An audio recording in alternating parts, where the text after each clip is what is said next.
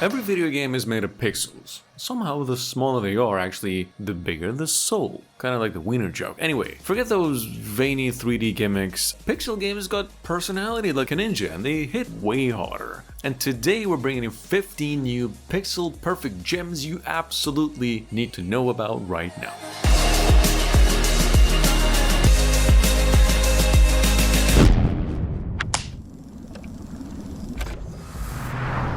So, kicking up our number one, it's actually a long awaited port.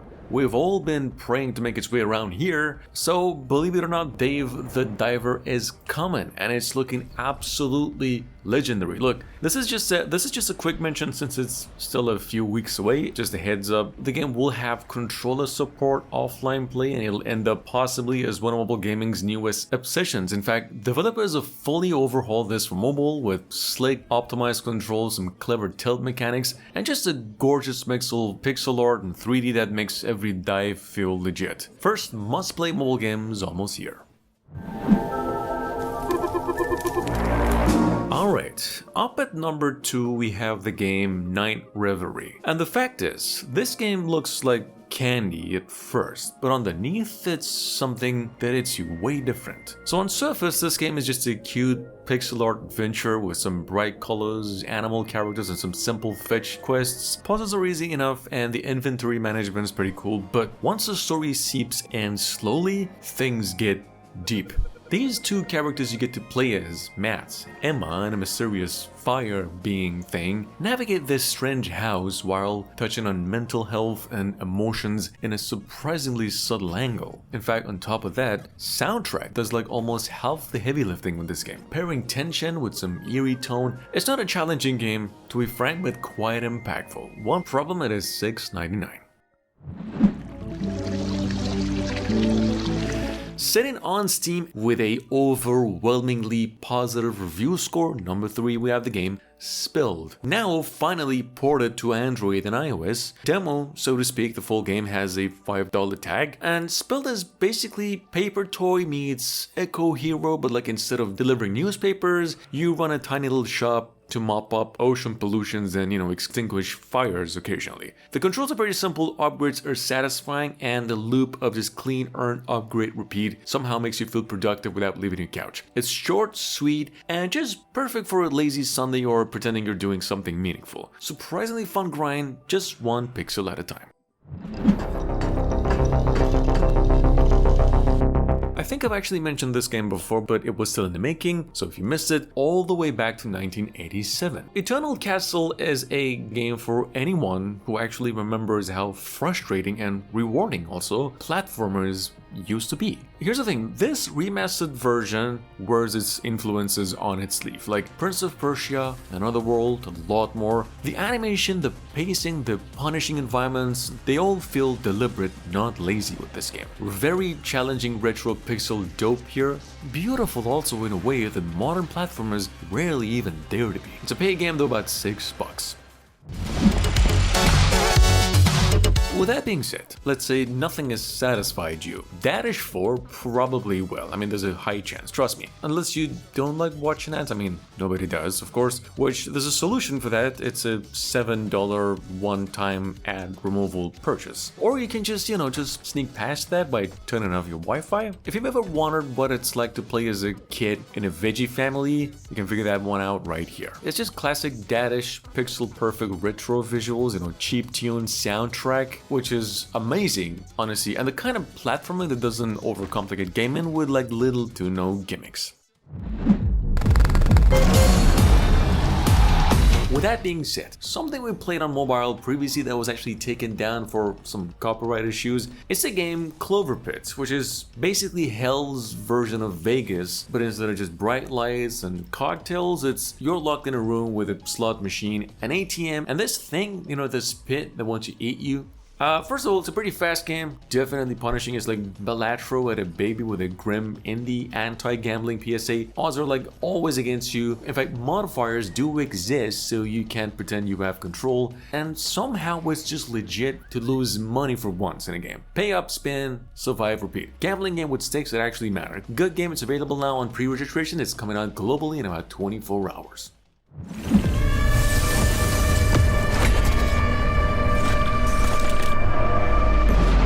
Number 7 is the game Kingdom 2 Crowns. Micro-strategy side-scroller that just proves slow and steady gaming can still easily crush it. Seriously, in this game you manage a tiny little kingdom with one hand. Fight the big bad monsters, build defense, and believe it or not, they make co-op on the same device, which is incredibly well. The art style is gorgeous, soundtrack is hypnotic, and the grind is just super satisfying instead of being tedious. It's deceptively simple, this game. Quite deep, and little details like, the seasonal events and the pits and the sunrise and the sundown give you that pixel perfect nostalgia. All that making it a joy to just keep coming back to without making a decision. It's the perfect game you feel like some chill strategy goodness, definitely one for the addicts. Does any of you here remember Songs of Conquest? The strategy hit from earlier in the year? Well, it's now on both the Google Play and the Apple Store after its solid run on PC. And it really just channels that 90s strategy vibes. So if you're a fan of, turn-based combat, a little bit of Might and Magic, it's just hitting all the right notes. The game has a deep tactical pace with a mix of magic, strategy, and army customization, and there's a lot to dig in. It'll cost you $12. So we're not sure whether to actually recommend it for that matter, but for that $12 you get some nice graphics, good story, and it's one of the mobile games that's actually won a editor's choice, so tread lightly.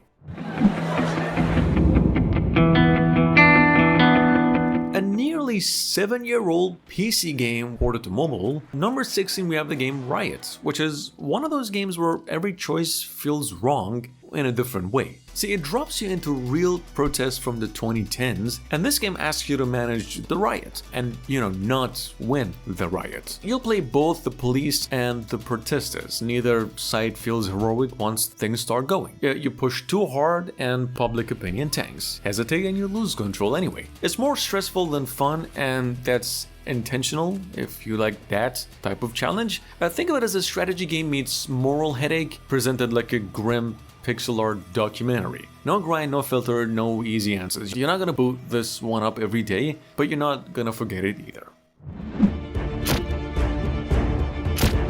Wall Brawl, though, tower defense is finally back, and it's on the nose a much better game since its relaunch. Look, this was actually once known as Realm Rush. This thing is not just a tower defense, so to speak. It's a full-on RPG strategy mashup where you command your heroes, build and adapt on the fly as enemies just reap through your kingdom. You got roguelike runs, branching maps, boss battles, some insane tower synergies that keep every match fresh. And whether you're grinding offline or grinding through the leaderboards, ladders, online co-op, it's all around addiction. Deep RPG upgrades, tactical choices. Honestly, Wall Brawl proves that tower defense can be smart, strategy can also fun.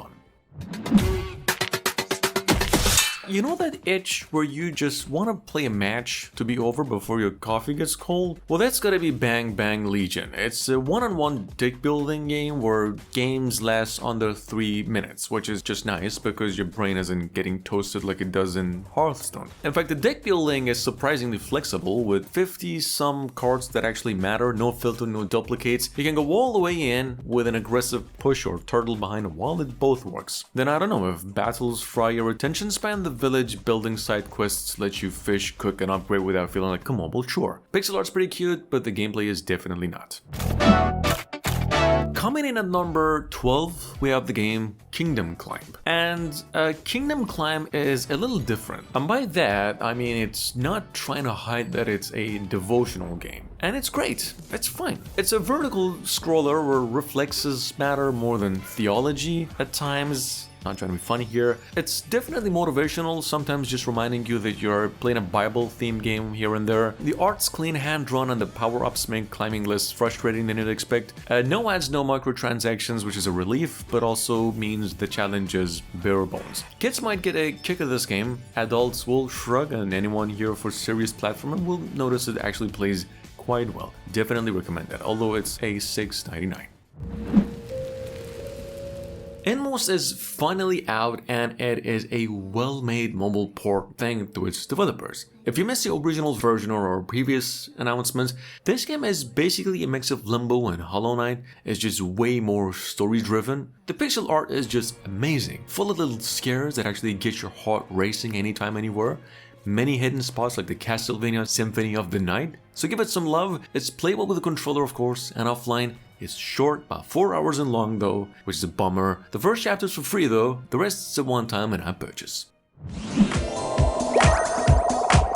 On another hand, you know the feeling when this idle RPG that you just installed expects you to actually pay attention? Yeah, MapleStory Idle RPG just did that. MapleStory has been out for almost a year now, but Nexon came up with some new content and side projects that's just asking players to coordinate raids, chase gear, and fight for a guild ranking. I mean, look, it's still MapleStory at heart, just stripped down and automated, but moments like this, kind of remind you it's never fully idle. More clicking, more timers, same mushroom flavored grind, probably not the best idle RPG pixel art classic on the Play Store, but definitely addicting. And if you're actually tired of games pretending everything should be fair, After Image doesn't. The combat's tight once you unlock weapon skills, which is around level 15, pretty frustrating, but the counters feel good, bosses actually make you pay attention, platforming solid, backgrounds genuinely gorgeous. It's the kind of game that just never tries anything you haven't seen before. Story exists somewhere in the background, it's pretty safe to play, pretty raw Metroidvania, fine to play, easy to forget. I don't know why it's in the list honestly, but we never gave this one a mention, and developers have definitely worked super hard to make it happen for mobile. Thanks for watching, I really hope you enjoyed, I'll see you again tomorrow.